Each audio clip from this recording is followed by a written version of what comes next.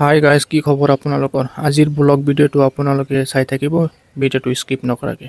যিহেতু আমাৰ বহুৰী বজাৰ আমাৰ সকলো ধৰণৰ জাতি ধৰ্ম মানুহলৈ আমি বসবাস কৰি আছোঁ, সেইবুলি আপোনালোকৰ মাজলৈ ভিডিঅ'টো দাঙি ধৰিলোঁ। আপোনালোকে ভিডিঅ'টো পূৰা স্কিপ নকৰাকৈ চাই থাকিব।